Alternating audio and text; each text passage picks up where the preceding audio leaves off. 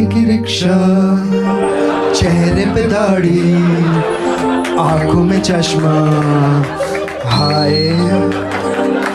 थाने की रिक्शा, चेहरे पे दाढ़ी, आंखों में चश्मा, हाय।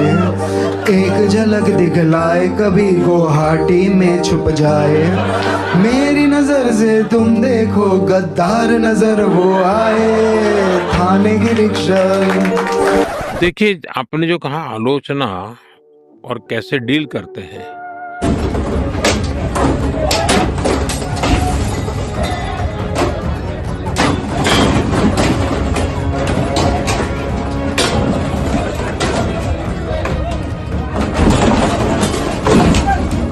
Faction of Shiv Sena sees Shinde's rebellion as an act of treason and has mocked him as a traitor since then.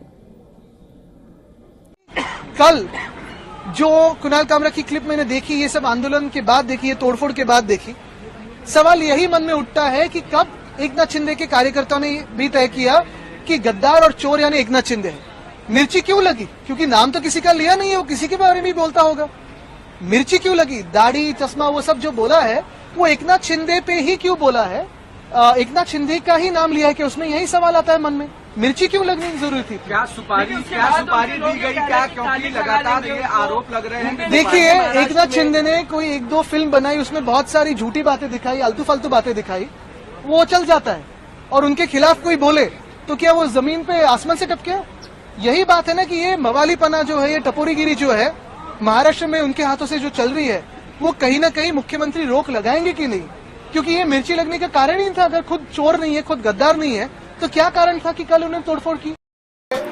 पूर्व मुख्यमंत्री और विद्यमान उप मुख्यमंत्री श्री एकनाथ शिंदे जी को अपमानित करने का प्रयास किया है, ये गलत है। हम इसकी निंदा करते हैं।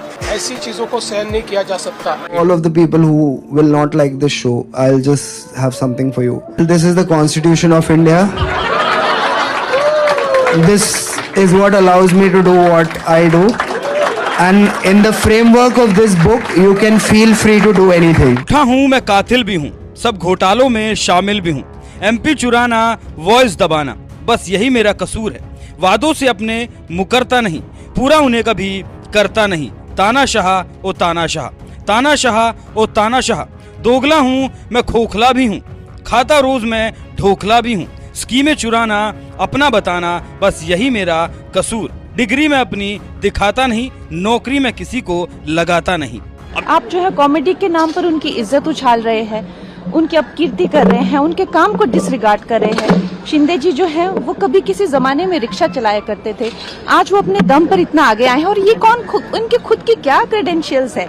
कौन है ये लोग जो कुछ जिंदगी में कर नहीं पाए? जो गाली गलौज करना कॉमेडी के नाम पर, हमारे ग्रंथों का मजाक उड़ाना कॉमेडी के नाम पर, लोगों का मजाक उड़ाना, माताओं बहनों का मजाक उड़ाना। जैसे फडणवीस जी ने भी कहा कि हमें कहीं ना कहीं एक रिस्पॉन्सिबिलिटी लेनी पड़ेगी। शिवसेना के नेता कह रहे हैं कुणाल कामरा ने उनके नेता का अपमान किया, एकनाथ शिंदे का अपमान किया। ये आप लोगों की हालत खराब है, पूरा रेस्ट्रिक्शन है आप लोगों के ऊपर।